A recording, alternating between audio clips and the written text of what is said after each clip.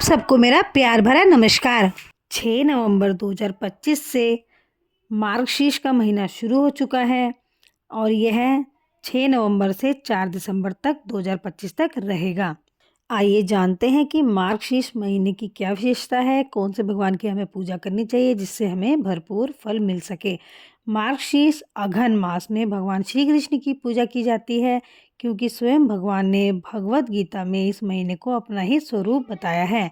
इस महीने में पवित्र नदी में स्नान, दान पुण्य और भगवान श्री कृष्ण की विशेषकर पूजा की जाती है। मार्गशीर्ष माह में तीर्थ स्थल में जाकर स्नान करना अत्यंत शुभ माना जाता है।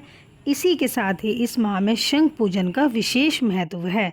मार्गशीर्ष या अघन माह में कपूर जलाकर तुलसी की पूजा व परिक्रमा करने से भी साधक को शुभ फलों की प्राप्ति होती है और उसकी सभी मनोकामनाएं पूरी होती हैं। कहते हैं भगवान श्री कृष्ण ने कहा है कि मासाना मार्गशीर्षो अहम, जिसका अर्थ है सभी महीनों में मार्गशीर्ष मास सबसे प्रिय है। पापों से मुक्ति मिलती है। इस महीने में अगर हम पूजा, व्रत और दान करेंगे तो हमें सभी पापों से मुक्ति और मोक्ष के द्वार हमारे खुल जाते हैं। इस महीने में किए गए जप, तप और दान का फल अन्य महीनों की तुलना में कई गुना अधिक होता है। श्री कृष्ण की आराधना करने से धन, वैभव, संतान, सुख, सफलता और मानसिक शांति प्राप्त होती है। लोग दूर दराज में जाकर पवित्र नदियों में स्नान करके अपने पुण्य फल की प्राप्ति करते हैं और जब भी हम स्नान करें तो ओम नमो भगवते वासुदेवाय मंत्र का जाप अवश्य करें। तुलसी की पूजा करने से भी हमें घर बैठे ही पुण्य फल की प्राप्ति हो जाती है। सुबह शाम घी का दीपक जलाएं, तुलसी में सुबह जल दें, भगवान को चंदन और तुलसी के पत्ते अर्पित करें, उसी से उनका अभिषेक करें। मुख्य द्वार पर तुलसी के पास दीपक जलाएं। तो दीपक दान तो बहुत ज़रूरी होता है मार्गशीर्ष महीने में। जैसे हमने कार्तिक महीने में दीपक दान दिया, ऐसे ही हमें मार्गशीर्ष महीने में भी दीपक दान देना है।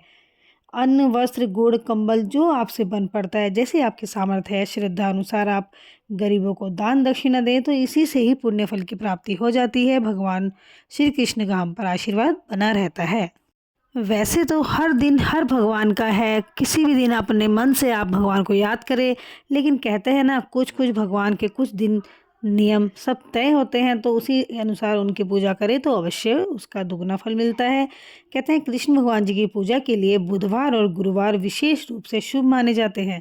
इसके अलावा हर महीने के एकादशी के दिन, जन्माष्टमी के दिन इनकी पूजा की विशेष परंपरा है। बुधवार को कई लोग अच्छे स्वास्थ्य और समृद्धि के लिए कृष्ण की पूजा करते हैं। गुरुवार को भगवान विष्णु और उनके अवतार कृष्ण की पूजा करने का विधान है।